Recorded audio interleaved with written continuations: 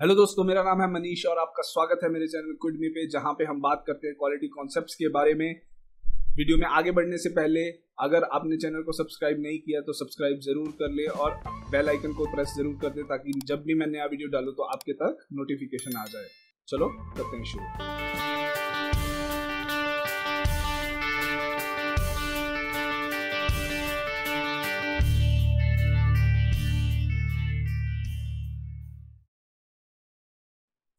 आज हम बात करेंगे एमएसए के बारे में। MSA is measurement system analysis, जो कि एक कोर टूल है।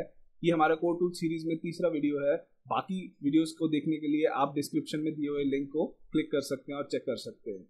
इस वीडियो में मैं कवर करने वाला हूं कि एमएसए क्यों करना चाहिए, एमएसए क्या होता है, एमएसए के कंपोनेंट्स क्या होते हैं, एमएसए के टाइप ऑफ मेजरमेंट स्केल्स क्या होते हैं जिसके बेसिस पे हम एमएसए कौन सा करना डिसाइड करते हैं, एमएसए के एक्सेप्टेंस क्राइटेरिया क्या होता है, एमएसए के कहाँ पे इंप्रूवमेंट करने की जरूरत है अगर कुछ गड़बड़ी आ रही है एमएसए में, और एमएसए कब कब करते हैं। तो वीडियो के एंड तक जरूर बने रहिए, ये बहुत ही इंटरेस्टिंग वीडियो होने वाला है। तो सबसे पहले एमएसए क्यों करते हैं। हम जो भी डेली एक्टिविटी कर रहे हैं, दिन भर में जो भी हम एक्टिविटी करते हैं, तो उसमें हम कहीं ना कहीं डेटा कलेक्शन करते हैं, right. Whether it is process improvement और प्रोसेस कंट्रोल, हम प्रोसेस को इंप्रूव कर रहे हैं या प्रोसेस को कंट्रोल करना है, दोनों केसेस में हम कहीं ना कहीं डेटा को कलेक्ट करते हैं। सो मेजरमेंट सिस्टम हमें इंश्योर करने में हेल्प करता है कि जो हमने डेटा कलेक्ट किया है वो रिलायबल है। सो इमेजिन कीजिए आपने एक प्रोसेस इंप्रूवमेंट कर दिया और उसमें आपने 1 करोड़ रुपया खर्चा कर दिया, एंड जब आपने खर्चा कर दिया, सब कुछ कर दिया, तो आपको पता चला कि जो डेटा था आपका, जिसके बेसिस पे आपने इंप्रूवमेंट किया, वो बिल्कुल गलत था। तो आपका क्या हालत होगा? हालत पतली होगी, right. So this is how MSA help के हम जो डेटा कलेक्ट कर रहे हैं, जिसके बेसिस पे हम डिसीजंस ले रहे हैं, वो डेटा रिलायबल है। Now what is MSA? MSA is a mathematical tool to quantify the variation introduce to product और process by the act of measurement. Measurement की वजह से जो वेरिएशन आ रहा है उसको क्वांटिफाई करने में हेल्प करता है, जैसे, राइट। एमएसए जैसे मैंने बोला कि it's one of the core tools. बाकी 4 कोर टूल्स हैं, एपीक्यूपी, पीपैप, पीएफएमई एंड एसपीसी। अब हर प्रोसेस जो है वो एक प्रोडक्ट प्रोड्यूस करता है और हर प्रोडक्ट के कुछ क्वालिटी फीचर्स होते हैं, और हर क्वालिटी फीचर, ऑलमोस्ट हर क्वालिटी फीचर्स को किसी ना किसी तरीके से मेजर किया जा सकता है। तो एमएसए का मतलब रोल इतना इंपॉर्टेंट है कि ईच एंड एवरी प्रोसेस और each and every step of the process is collecting data in one और अदर फॉर्म। तो उस डेटा की रिलायबिलिटी हमें चेक करने में एमएसए हेल्प करता है। So MSA is very very very important core tool. And MSA का मतलब सिर्फ ये नहीं है कि इंस्ट्रूमेंट के बारे में हम बात कर रहे हैं। MSA also includes the people, equipment, materials, methods, environment, each and every aspect of the measurement system. मतलब measurement system is not just the appraiser and the equipment, it includes the environment, it includes all this aspects. This is a beautiful diagram जो आपको एआईएजी के manual में मिलेंगी कि एक इसको swipe के नाम से आप याद कर सकते हो, standard workpiece, instrument, person and environment, swipe. So इसमें बेसिकली वो दिखा रहा है कि कैसे एक मेजरमेंट सिस्टम की वेरिएबिलिटी में क्या क्या कॉन्ट्रीब्यूशंस होते हैं डिफरेंट डिफरेंट चीज़ों के। वर्क पीस के क्या है, इंस्ट्रूमेंट्स के क्या है, स्टैंडर्ड्स के क्या है, एनवायरमेंट के क्या है, और पर्सन के क्या है। You can pause the video and take a screenshot. This is a very beautiful picture depicting कौन से कॉन्ट्रीब्यूटर्स हैं for measurement system variability. So we have to consider MSA as a process. Process से क्या मतलब है कि एक input है, उसको हम प्रोसेस कर रहे हैं, तो टेक का आउटपुट, बेसिकली हम एक आउटपुट डिजायरेबल हमारा रिजल्ट है, राइट। एमएसए में क्या है इनपुट हमारा, कि प्रोसेस जो हम मैनेज कर रहे हैं। हमारा प्रोसेस क्या है, मेजरमेंट सिस्टम एनालिसिस, और हमारा आउटपुट क्या है कि decision we are making based on the data that measurement system has provided. अब इसको प्रोसेस कहने का मतलब क्या है या इंपॉर्टेंस क्या है, कि इसमें कुछ इनहेरेंट एरर्स होंगे जो हम नहीं एलिमिनेट कर सकते, और there are some assignable causes of error जिस पे हमें वर्क करना है, right. So that is the purpose why we should consider it as a process. Now before we move any further, हमें 2-3 चीजें जानना बहुत जरूरी है। पहला तो types of measurement scales. There are 2 types of measurement scales. First is variable scale. Variable scale is जहाँ पे कंटिन्यूस डाटा है, कि 1 भी हो सकता है, 1.0111 भी हो सकता है, 1.0112 भी हो सकता है। It's a continuous data, there is no categorisation के इस कैटेगरी में या उस कैटेगरी में। That is a continuous data. जैसे हम किसी पार्ट का डायमीटर चेक कर रहे हैं यूजिंग अ वर्नियर और a micrometer, that is a continuous data. Continuous data के लिए हम gauge R and R study करते हैं, right. And second is attribute scale. Attribute scale में क्या है कि we categorise the there are categories of parts, like it's either okay or NG, either red or green, means there are categories. It's not a continuous data, it's a discrete data. So in that case we use attribute agreement analysis. उसमें हम gauge R and are नहीं बोलते, उसको attribute agreement analysis बोलते हैं। ये ज़्यादा बहुत ज़रूरी है कि किस तरह के डेटा पे आप काम कर रहे हो, उसी बेसिस पे आपको डिसाइड करना होगा कि आप गेज आर एंड आर करोगे या attribute agreement analysis करोगे। Second is resolution. Resolution is, suppose कीजिए एक स्केल है आपका जिसमें each segment is 1 centimetre, so the minimum that is 1 centimetre which you can measure using that scale is your resolution. उसके लिए एक रूल है, रूल ऑफ 1/10। 1/10 रूल क्या कहता है कि जो भी हमारा टॉलरेंस बैंड है उसका 1/10 शुड एटलीस्ट उतना उसका लीस्ट काउंट या उतना उसका रेजोल्यूशन होना चाहिए इंस्ट्रूमेंट का, for that instrument to be suitable for that measurement. For example कि अगर एक हमारा बैंड है 100 माइक्रोन का, तो एटलीस्ट 10 माइक्रोन का इंस्ट्रूमेंट हमें यूज करना पड़ेगा टू मेक श्योर कि जो हम मेजरमेंट कर रहे हैं वो रिलायबल। नाउ देयर इज जो हमारा टोटल पार्ट का वेरिएशन है, टोटल वेरिएशन है मेजरमेंट का, that includes one is product variation, second is measurement variation. तो हमारा जो फोकस रहेगा that would be measurement variation पे। मेजरमेंट वेरिएशन को रिड्यूस करना और मेजरमेंट वेरिएशन के क्या क्या कॉन्ट्रीब्यूटर है उनको अंडरस्टैंड करना, that is part of MSc। So total variation includes product variation and measurement variation. And measurement variation can be further divided into accuracy component and precision component. Accuracy component can be further divided into 3 parts: bias, linearity, and stability, which is taken care during calibration. And precision can be divided into repeatability and reproducibility. So accuracy component is taken care in calibration, but understanding accuracy and relating it to gauge R and R is very important. It is not that it is taken care in calibration, so they don't play a role in MSA. That is not a right statement. But understanding those concepts is also important. So हम उसको भी cover करेंगे। और precision के जो reflect करते हैं those are repeatability and reproducibility. So इसको हम gauge R and R में cover करेंगे। So इसको एक component लेके चलते हैं कि पहले accuracy और precision में क्या difference है।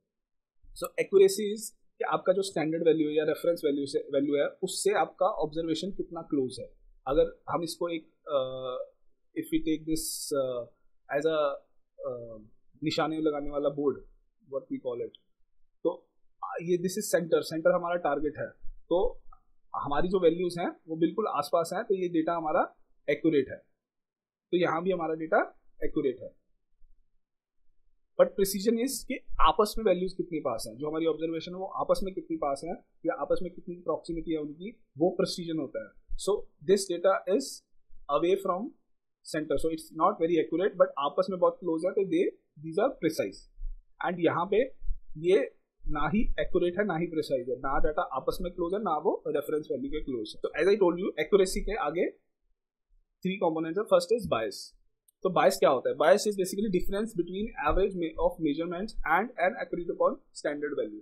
सपोज कीजिए आपने बहुत सारी मेजरमेंट्स लेके जो उसका मीन आया और जो हमारा स्टैंडर्ड रिक्वायरमेंट था, जो स्टैंडर्ड वैल्यू हमारा एक्सपेक्टेड था, उसमें जो डिफरेंस है that is bias, right. linearity is basically the difference in bias across the expected range of instrument. This is the minimum side of tolerance band and this is the maximum side of tolerance band.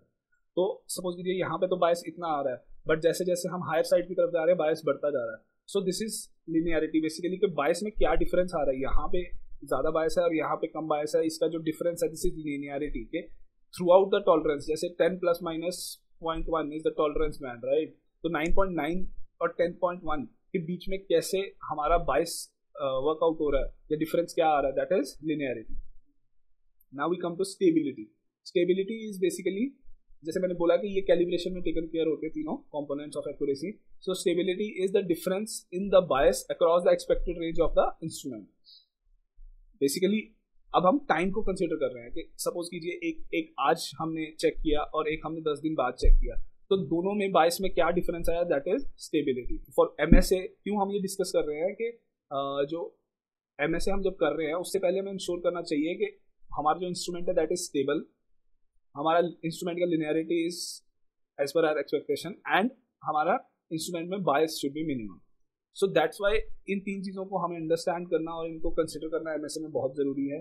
So we do the linearity studies और stability studies before doing MSA, just to make sure कि हम MSA कर दें और हमें पता लगे हम बेसिक चीज़ों में गड़बड़ है, कैलिब्रेटेड नहीं है instrument and all those problems हैं. तो इन 3 कंपोनेंट को समझना बहुत ज़रूरी है और इन 3 कंपोनेंट्स के को क्या ठीक होना for a good MSA is very important. Now we come to the precision part. Precision में repeatability is basically variation in measurement when same appraiser uses same instrument to measure the same dimension or parameter multiple times, right? एक बंदा बार बार एक ही dimension को check कर रहा है एक ही instrument से, तो उसमें जो वेरिएशन आ रहा है टोटल बैंड, जैसे ये लाल है टोटल, दिस इज रिपीटेबिलिटी. कि एक बंदे ने उसने चेक किया यहाँ पे कुछ वैल्यू, फिर यहाँ कुछ वैल्यूज यहाँ पे आई, कुछ वैल्यू यहाँ पे आई, तो ये नॉर्मल डिस्ट्रीब्यूशन कर्व बन गया उसका. So the total band that is repeatability, right? ये जितना कम होगा that is a good situation, right? And then the second component is reproducibility. Reproducibility में basically हम check करते हैं different appraisers और multiple appraisers checking same part dimension with same instrument multiple times.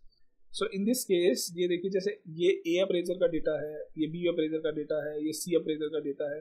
So different appraisal सब check कर रहे हैं और उसमें जो वेरिएशन आ रहा है that is reproducibility. So basically gauge R&R is nothing, और बट हम चेक कर रहे हैं कि अगर एक बंदा बार बार चेक कर रहा है एक ही डायमेंशन को, तो हमारा values should be with in acceptable variation limit, and जो अगर मल्टीपल लोग चेक कर रहे हैं तो भी हमारा वेरिएशन एक्सेप्टेबल लिमिट्स में होना चाहिए. So that is the main gist of MSA के एमएसए क्यों हम कर रहे हैं, right? But in case of attribute जो मैंने ये आपको बताया, ये सारा जो मैंने ये आपको बताया है data, that is for continuous data और वेरिएबल स्टडीज. अब जो एट्रीब्यूट के लिए ये प्रेसिजन वाला कंपोनेंट थोड़ा डिफरेंट हो जाता है. इसमें हम इसको गेज R&R नहीं बोलते, एट्रीब्यूट एग्रीमेंट एनालिसिस बोलते हैं, और इसमें हम within appraisal agreement and between appraisal agreement check करते हैं. विद इन अप्रेजल एग्रीमेंट क्या कि वही चीज के एक ही अप्रेजल बार बार जब चेक कर रहा है तो उसमें कितना एग्रीमेंट है, और between appraisal agreement basically with in appraisal agreement है कि बार बार जब चेक कर रहा है तो स्टैंडर्ड से उस अप्रेजल की बायस का डिस्ट्रीब्यूशन कैसा आ रहा है, एंड बिटवीन अप्रेजल एग्रीमेंट में वी चेक के मल्टीपल अप्रेजल के बीच में वेरिएशन का क्या ट्रेंड आता है, राइट? सो इसका एक्सेप्टेंस क्राइटेरिया क्या है एमएसए का? एमएसए का एक्सेप्टेंस क्राइटेरिया है basically it varies from customer to customer, but generally accepted criteria is अगर 90% से ज़्यादा है जो हमारी गेज R&R की वैल्यू है. देखो formulas I have not covered in this video because formulas आपको याद करने की जरूरत नहीं है. You can do it on Minitab और you can get Excel template, that is not a very difficult task. और उसके लिए आप पीपैप की जो मैंने किट डाउनलोडेबल किट थी वो भी मैं नीचे ऐड कर दूंगा, उसमें भी उसका फॉर्मेट है. So that is not a problem, but you must understand कि एमएसए क्यों करते हैं, राइट? उसका पर्पस क्या है. So if it is greater than 90% gauge R&R value, then it's acceptable, excellent, it's very good, the measurement system is very good. If it's 70 to 90%, then it can be acceptable, but customers should give approval. And if it is less than 70%, it is not acceptable, right? This is for variable gauge study. And for attribute agreement analysis, we calculate the kappa value. So kappa value, if it is greater than 0.75, it is considered to be great system, okay. And 0.4 to 0.75 is acceptable under deviation, and 0.4 से कम is poor agreement and should not be accepted. This is for attribute MSA. Now अगर हमारे MSA में problem आ रहा है तो हमें improvements के लिए कहाँ देखना चाहिए? रिपीटेबिलिटी में अगर प्रॉब्लम आ रहा है, मतलब सेम इंस्ट्रूमेंट आप देख रहे हो कि एक ही बंदे की वैल्यूज में बहुत डिफरेंस आ रहा है ऑन द ग्राफ्स, तो यू शुड चेक कि इंस्ट्रूमेंट कैलिब्रेट है कि नहीं, because if the same person is giving different dimensions then there might be problem with the instrument, but there can be के operator is not properly trained, उसको भी training का जरूरत है.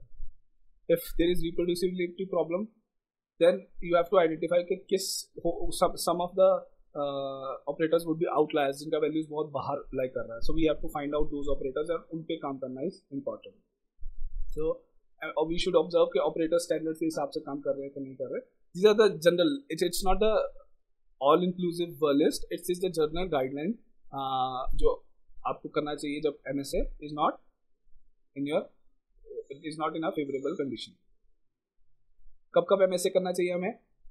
जब भी we have to study a variation in our process that is caused by our measurement system. अगर हमारे मेजरमेंट सिस्टम को वैलिडेट करना है हमें फॉर XYZ रीजंस, किसी भी रीजन से कंपेयर, हमें दो ऑपरेटर्स की मेजरमेंट्स को कंपेयर करना है. जब हमें दो या दो से ज़्यादा इंस्ट्रूमेंट्स को कंपेयर करना है, हमें नया कोई मेजरमेंट सिस्टम हमने इम्प्लीमेंट किया उसको वैलिडेट करना है, हमें एक सस्पेक्टेड गेज को वैलिडेट करना है, हमें एक गेज को आफ्टर रिपेयर वैलिडेट करना है, हमें प्रोसेस का ट्रू वेरिएशन फाइंड आउट करना है, और हमें इवेल्युएट करना है हमारे ट्रेनिंग प्रोग्राम्स को. So these are some of the reasons जब हमें MSA कंडक्ट करना चाहिए.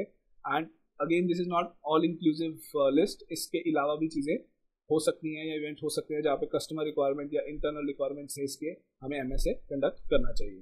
The desirable conditions of measurement system, कि हम क्या चाहते हैं कि variability small with respect to process variation के विद रिस्पेक्ट टू हमारे मेजरमेंट सिस्टम की variability should be very very small. Variability small with respect to specified requirement, जो हमारे टॉलरेंस बैंड्स हैं, हमारे कंप्लीट स्पेसिफाइड रिक्वायरमेंट्स हैं, उसके विद रिस्पेक्ट टू हमारी मेजरमेंट सिस्टम की variation should be very very less. And measurement is a process and shall be free from assignable causes of variation. जैसे मैंने बोला कि there would be some inherent errors which इसको हम नहीं शायद एलिमिनेट कर पाएंगे, but we should be able to eliminate the assignable causes of error. So thank you so much. If you like the video, please do like, share and comment. And अगर कुछ भी आपके कुछ भी doubts हैं, you can either put them in the comment section or you can email me at ms@ipsolution.in. अगर आपने channel को सब्सक्राइब नहीं किया तो सब्सक्राइब जरूर कर लें और बेल आइकन को प्रेस कर दें, ताकि जब भी मैं नया वीडियो डालूँ तो आपको नोटिफिकेशन चला जाए. Thank you.